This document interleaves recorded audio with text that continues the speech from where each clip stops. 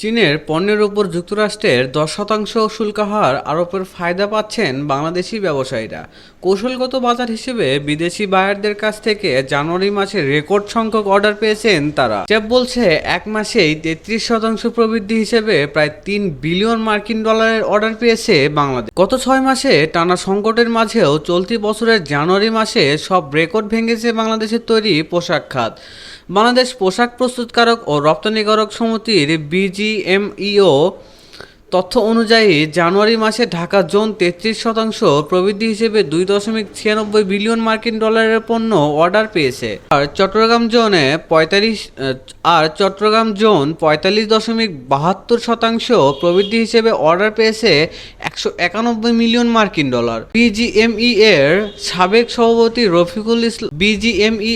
সাবেক সভাপতি রাকিবুল আলম চৌধুরী বলেন, পরবর্তী মৌসুমের অর্ডার আগেই বুকিং নিতে হয়, যার কারণে অর্ডারের পরিমাণও বাড়ছে। ডিসেম্বর ও জানুয়ারি মাস থেকেই বাংলাদেশের গার্মেন্টস ব্যবসায়ীরা আসন্ন ফল ও হলিডে মৌসুমের তৈরি পোশাকের অর্ডার পেতে শুরু করেন। মার্চ ও এপ্রিল জুড়ে চলবে এই পোশাক রপ্তানির জাহাজীকরণ।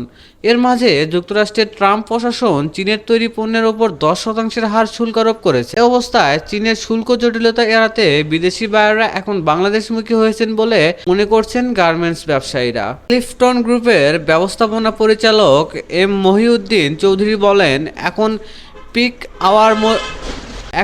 পিক আওয়ার মৌসুম চলছে, তাই এ সময় ব্যবসায়ীরা মানসম্মত পণ্য রপ্তানিতে সর্বোচ্চ চেষ্টা করেন। এছাড়া আগের অর্ডারগুলোও এখন একসঙ্গে ডেলিভারি হওয়ার রপ্তানির পরিমাণ বাড়ছে। বিজিএমই এর মতো